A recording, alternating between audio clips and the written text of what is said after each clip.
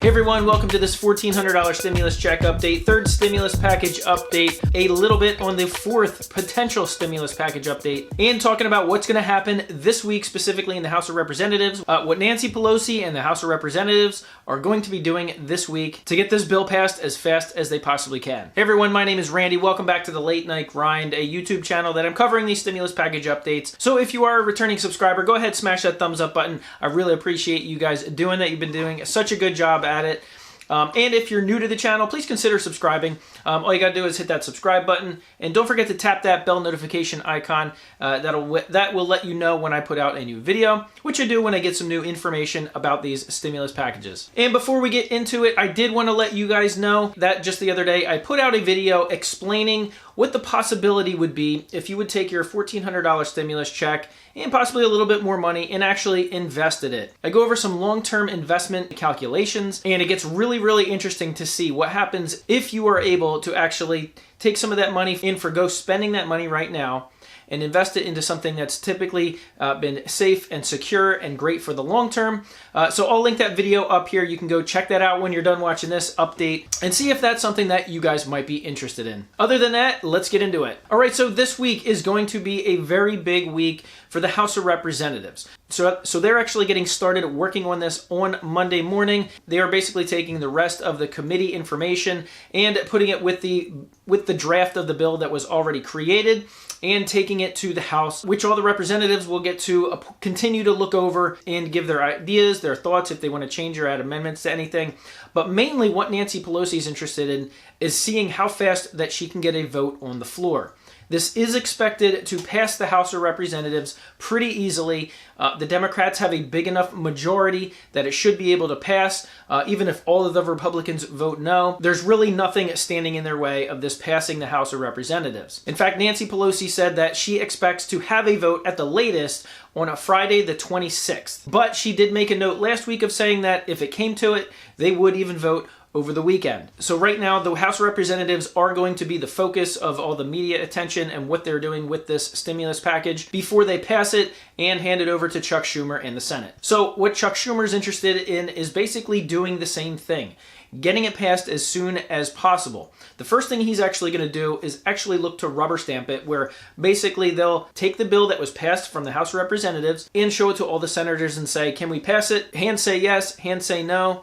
Okay, well, there's not enough votes to pass it. Why not? Well, let's look into it. And right now, there are two Democratic senators that are looking to hold this up because in the bill right now, there's the $15 per hour minimum wage hike that is written into the bill that the House of Representatives currently have. Those two senators are against it. They will not vote for it. Joe Manchin being one and Kristen Sinema being the other. Now, Joe Manchin recently has actually backtracked a little bit on his stance on that, although he does not think during a pandemic is the best time to enact something where you're forcing increased costs on small businesses. But however, he said the biggest thing is he just wants to make sure that this particular part of the bill is actually legal and can go through the reconciliation process, which is what the Democrats are using to be able to pass it with 50 votes instead of the 60 votes typically needed for a bill where you need to get a certain percentage of the other party on board. So as it stands right now, the $15 per hour minimum wage is written into that bill. So we're going to see what's going to happen most likely the following week. But they are under a little bit of pressure as both Joe Biden and Chuck Schumer said they want to get this passed before the March 14th deadline, which it's kind of a self-imposed deadline. But it's the deadline in which the unemployment boost will end for millions on unemployment. And specifically, those people have a vested interest in seeing this passed as well. Since not only will the unemployment boost be extended, but it will actually be increased up to $400 per week, or exactly $400 per week, for those that are on state unemployment aid. Now, through some of the calculations, they've estimated that with state unemployment and the unemployment boost, that workers are typically going to make anywhere from 80 to 85% of what they were making when they were currently employed. So a lot of times there are economists and speculators that say, well, if you pay people too much on unemployment, as much as they made before, they're not going to be incentivized to actually try to go back to work or try to look for work, even when there are millions of jobs being posted on job boards all over the internet. But as it stands right now, it looks like it would be somewhere in the 80 to 85% number, which is going to cover most costs. But of course, you're never going to get ahead. That's just to help pay your bills until we see the effects of the pandemic pass, any lockdowns and restrictions lifted, and everything gets back into order. So that's the timing that we're looking at to get this thing passed. As soon as it would be on Joe Biden's desk,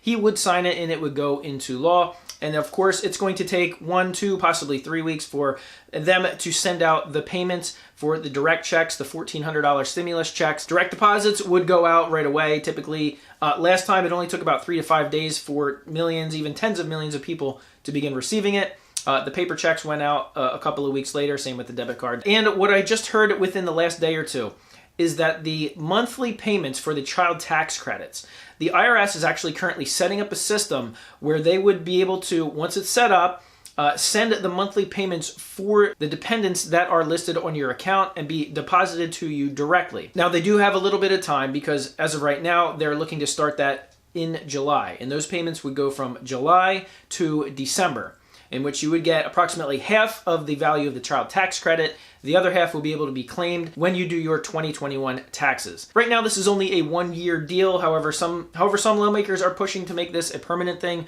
but we'll see. Also, I want to take a quick look at that fourth stimulus package. I actually made a video about that a few days ago announcing that fourth stimulus package that it looks like it could be absolutely massive. The last couple of days, it's been getting more coverage in the media, this infrastructure bill and what could it include. A couple of days ago, it was rumored to be between $3 to $4 trillion. The last couple of days, I've seen headlines that keep it in the $2 trillion range, which is still astronomical. But a couple of the things that they're speculating about what could be included in this is increased benefits to those on Social Security. Now, reading through the comments of my videos over the last month, questions about Social Security increase of $200 or any Social Security increase has been one of the most frequently commented comments on my videos. And as of right now, nothing's included in this stimulus package for increased benefits for Social Security recipients other than the $1,400 direct payments. However, it is rumored that in the fourth stimulus package, the infrastructure package, that something like this could be included in that package. And so once this third stimulus check package actually passes in the next couple of weeks, the news is automatically going to begin to flip to this fourth stimulus package, the infrastructure package, and everything that's going to be included in that. Nancy Pelosi recently said it is actually being fast-tracked in order to pass it within several weeks. Now, we've heard that before. In fact, we've heard that about this third stimulus package.